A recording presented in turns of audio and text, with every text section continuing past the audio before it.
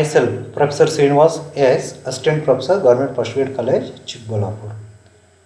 Today's session 26 Derivation of Centripetal Force and Coriolis Force. Program and course BSc 5th semester, Subject Physics, Paper PHY 501, Bangalore North University.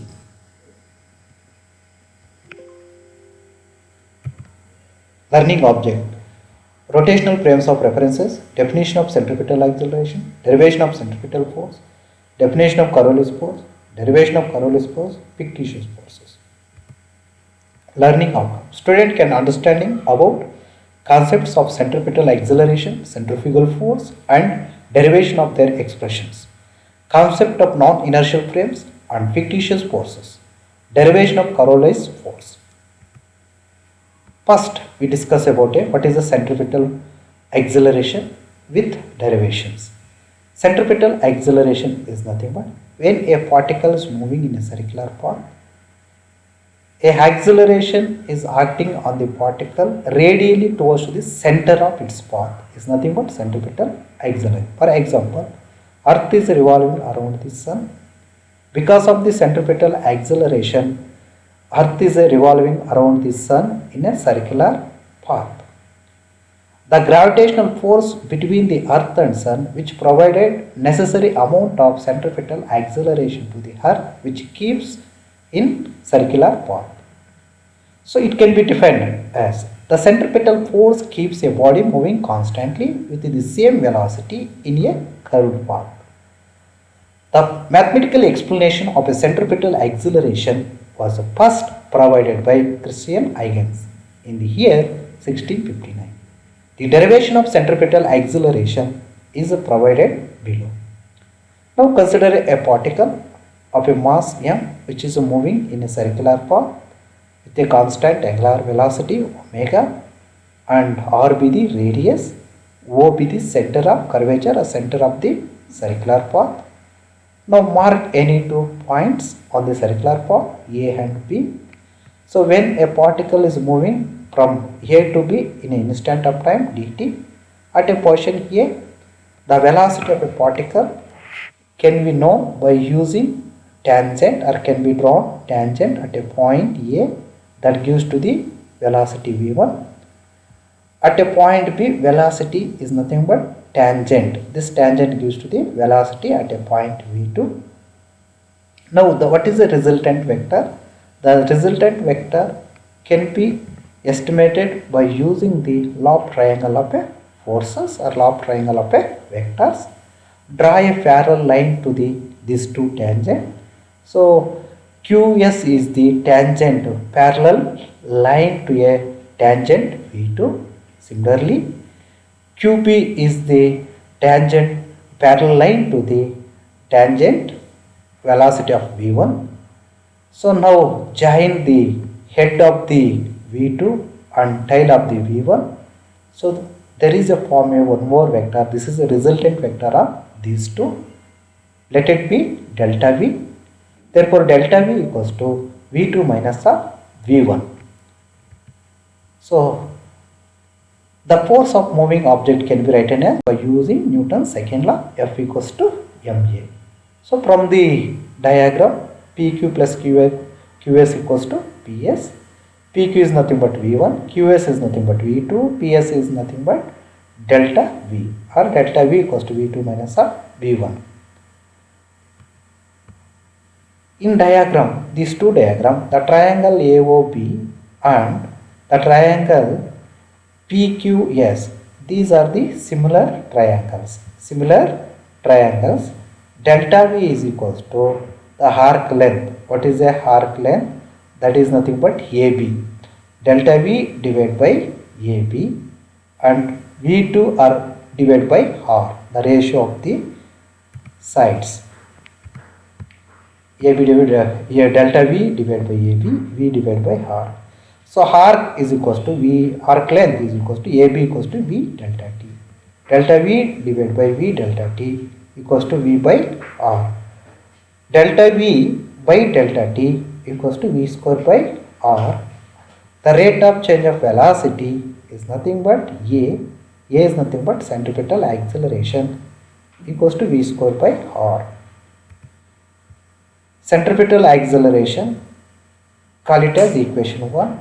Now multiplying by mass of a particle, so we will get a Fc equals to m into v square by r. This is nothing but centripetal force or centripetal force. So equation 1 represents the centripetal acceleration. The centripetal acceleration is balanced by the centrifugal reaction. Centripetal force. The centrifugal force is balanced by the centripetal reaction in a non-inertial frame or rotating frame and has equal in magnitude opposite to the direction. Centrifugal force and centripetal reaction having equal in magnitude but opposite in direction. Centrifugal force is always acting on a particle radially outward. Centripetal force or reaction acting on the particle in circular path radially inward. Next thing is Coriolis force. Coriolis force is articulated by a scientist named Coriolis. Coriolis force an inertial, non-inertial and fictitious force that acts on the object with a velocity that are in motion within the frame of a reference. If the frame of reference has a clockwise rotation, then the force acts to the left of the object, and if the frame of reference has an anti-clockwise rotation, the force acts to the right of the object. The Coriolis force is acting only when object moves relative to the rotating or non-inertial coordinate system. So let's see off here. This is nothing but Earth. Earth is spinning with the angular velocity omega. This off is nothing but northern hemisphere. This off is nothing but southern hemisphere. The Earth is rotated in the direction from west to east direction. In northern hemisphere, the particle or wind deflected to the right in the northern hemisphere, right side, towards to the east side. The same moving object or wind, here any moving thing at southern hemisphere which deflect left side. So the moving particles are deflected right or left with respect to rotating frames. This effect is known as the Coriolis force. Next, expression for Coriolis force derivation. Now consider two frames. One is a inertial frame, let it be S, and represented by x, y, z, and other is non-inertial frame S dash. Inertial frame means to obey the Newton's laws. Non-inertial frame means which do not obey the Newton's laws. So both are constant angular velocity omega with a common origin O. So both S and S dash having a common origin O. Here O and O dash are a points, right, which are shown in a figure. Consider a particle of mass m since the origin is a common for both the frames, you know that the position of the particle can be expressed in terms of a position vector r as, so let's stop here this diagram. P be any moving particle or particle with respect to rotational frame, the position vector is nothing but r, or with respect to origin, the position vector is nothing but r only. On inertial frame, S frame can be represented x, y, z coordinate system, y, z and x, and non-inertial frame can be represented by x dash, y dash and z dash. So here the non-rotating frame is rotated with a angular velocity omega. Now observe the diagram 2. So here they both the frames of reference having common origin O. This is omega, angular velocity. Then angular velocity of rotating frame is a changes the instant of time. So here mark any two points, one is a B and other is a C. When a rotating frame is moving from B to C, the angle is formed within the center or with the origin, that is a d theta. Next, I dash is nothing but unit vector of a rotating frame along x direction. So what is the angle is formed here? That is also d theta. R be the radius, that is nothing but radius. So in right angle triangle ABO, what is the definition to the sine theta? Definition to the sine theta equals to definition to the sine opposite by hypotenuse side. Opposite by hypotenuse side, R is equals to I dash sine theta. R equals to I dash sine theta. So here, what is the d I dash? By using the arc length concept, d I dash is equals to R into d theta. R into d theta. So now go through the steps. Sin theta equals to R by I dash, or R is equals to modulus. Just applying a modulus here. I frame or I dash sin theta. Call it as equation 2. Also using arc length, S is equals to R theta. In right angle triangle AOB,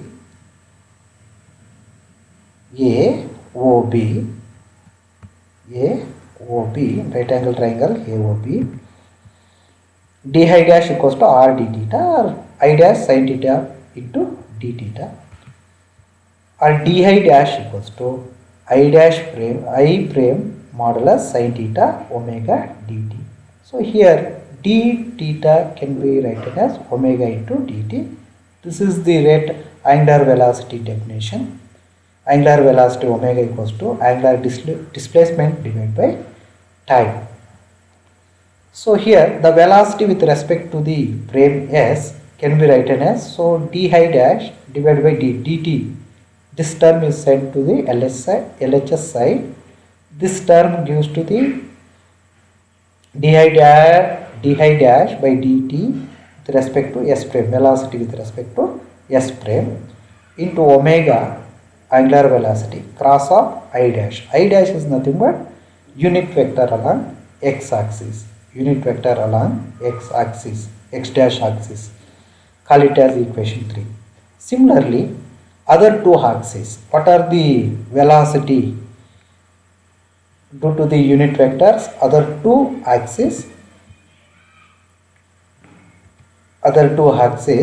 that is a d, other two axes d, j dash by dt S is equals to omega into j dash. Similarly, d k dash divided by dt, that is equals to omega into k dash. So substitute in equation 1, dr by dt S equals to d by dt x dash I dash plus y dash j dash plus z dash k dash. Equation 1 is a differential with respect to time. So this is a Gaussian vector here.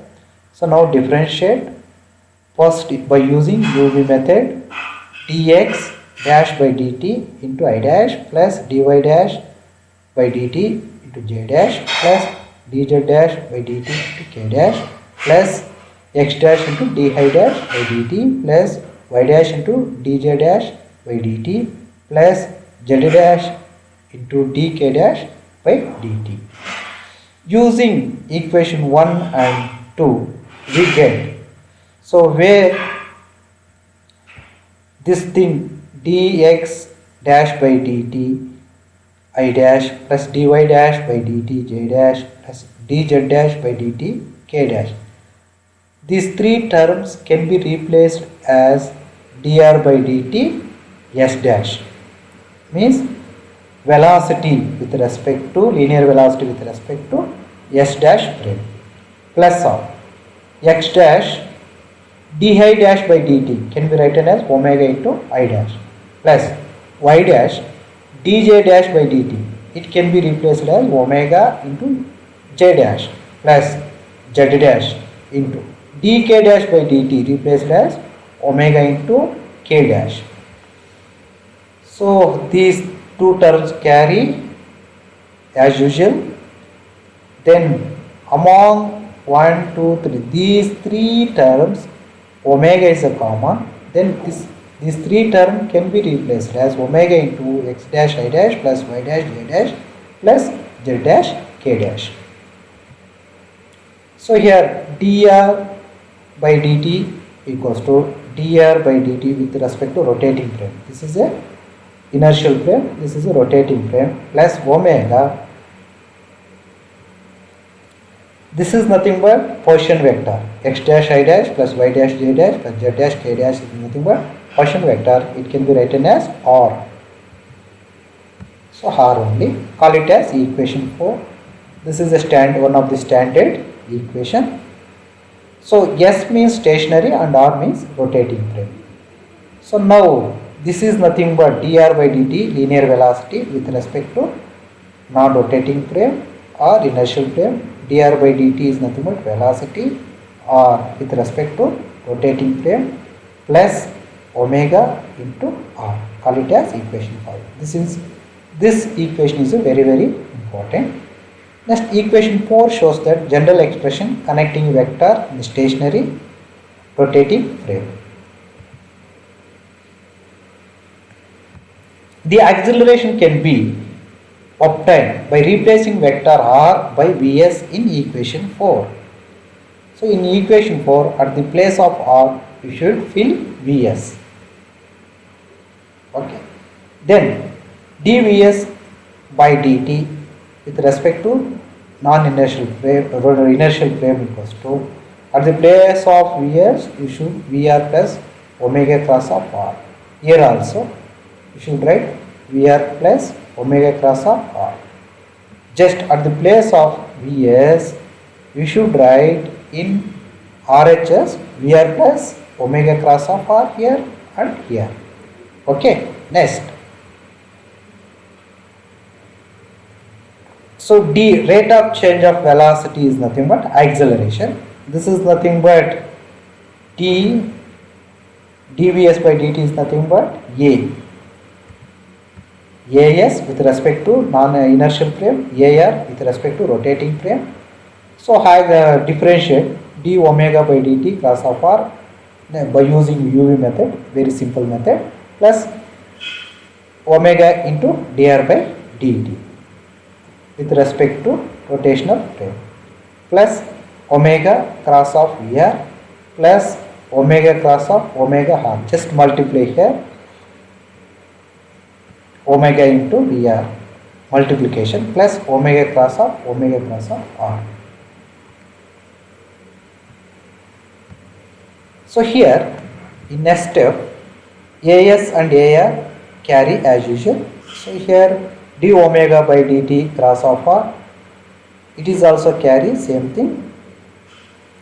This is the Eulerian term. So this is a rate of change of angular velocity with respect to rotating frame. D omega by dt equals to 0. Next, omega cross of dr by dt is nothing but linear velocity with respect to rotating frame. This term can be written as Vr, omega cross of Vr. Here omega cross of Vr, one more term is there, plus of omega cross of omega r. So here omega cross of Vr is repeated by 2 times. Therefore, these two terms can be written as 2 omega cross of Vr plus omega cross of R.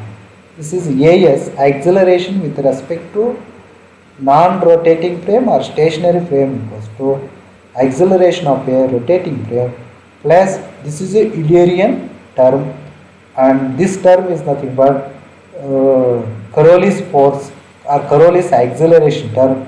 This term is nothing but centrifugal term, centrifugal force or centrifugal acceleration term. So this is nothing but Eulerian. You know that real force, but these two are not real forces. These two terms we called a fictitious term or fictitious or pseudo terms. When angular velocity of rotating frame is a constant, d omega by dt equals to 0. In above equation, Eulerian term is a leads to 0 or vanish. Remaining term as equals to AR 2 omega cross of VR plus omega cross of omega R. So reduce the equation, reduce to as equals to AR 2 omega cross of VR plus omega cross of R. Call it as equation 6. Now multiplying by mass m. So what happened here? M is the mass of the object or particle, anything.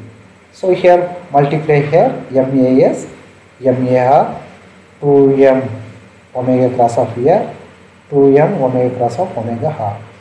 So this is nothing but force. MAS, this is also a force. All terms are used to the meaning of a force only. So this is a Fs, this is a Fr, this is nothing but Coriolis force, this is a centrifugal force. Now write the Fr. Fr is equals to keep or send the Fr in LHS side. Fr equals to Fs minus 2 m omega cross of VR minus m omega cross of omega R. Call it as equation 7. In this equation 7, we analyze that the force with respect to rotating frame is equals to the force with respect to non-rotating frame or stationary frame. There is order extra 2 terms.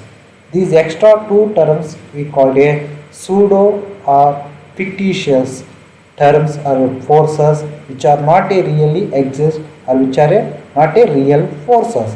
These 2 forces, so called fictitious forces or frame dependent forces or pseudo forces. The second term in the RHS equation 7 is called Coriolis force. Coriolis force is nothing but minus 2m omega cross of VR. Means the cross product of angular velocity and linear velocity is nothing but Coriolis force. The Coriolis acceleration equals to minus 2 omega cross of VR. Equation 7 implies that the force in rotating frame is not just the axial real force acting on the particle, but there are additional forces called pseudo or fictitious forces. The pseudo force minus m omega cross of R is called centrifugal force, whose direction is opposite to the direction of acceleration. The direction of a centrifugal force is always opposite to the direction of a acceleration. The second pseudo force minus 2 omega VR, second pseudo acceleration is called a Coriolis acceleration, whose direction is perpendicular to the plane containing omega and R. The magnitude of Coriolis force depends on angular velocity of the frame and linear velocity of the particle in the same frame. The direction of the Coriolis force can explain by using right hand screw rule or right hand form rule. Summary. Definition of centrifugal and Coriolis force. The students are learn what are the centrifugal force and Coriolis force, centripetal acceleration, and what is the difference between centripetal acceleration and centrifugal reaction, derivation of centripetal acceleration and centripetal force, derivation of Coriolis force, and what are the additional forces, Coriolis force and fictitious force. One more thing is centrifugal force. References of books. MCQ. Mention the pseudo force in Earth atmosphere. Gravitational force, friction force, Coriolis force, and pressure gradient force. In option, gravitational force is a really exist force, friction is a real force, pressure gradient force is also real. So Coriolis force is a pseudo force or frame dependent force or fictitious force. Answer is option number C, Coriolis force. Question number 2. Where is the Coriolis effect is a large. Coriolis effect is a 0 at the equator. At North Pole, Coriolis force is more. At South Pole, at equator is a 0. East, that is also 0. Then the more Coriolis effect we found at North Pole. The option A is correct, that is at North Pole. Question number 3. Which force changes the direction of the wind? Coriolis force, frictional force, magnetic force, pressure force. So here, which force changes? Frictional force is nothing but that is a contact force. Pressure force is nothing but which is a set of a pressure gradient force. Magnetic force is not at all present. So Coriolis force to change the direction of moving object. So correct option is A, Coriolis force. Coriolis force can change the direction of the wind. At northern hemisphere, the direction of the wind changes towards the east. At southern hemisphere, the direction of wind changes at left side, means west side. Question number 4. Is Coriolis force an inertia at work? Yes, Coriolis force is also a inertia, just like a inertia to oppose the relative motion of a body. Here, Coriolis force is also a to deviate the motion of a to bend or to deviate the direction of a body, so that it's seems like a inertia. Therefore, our answer is A. Yes. Is there a Coriolis force near the equator? So already we discussed in last question. At Coriolis force at equator is equals to 0. Means no. Option is no.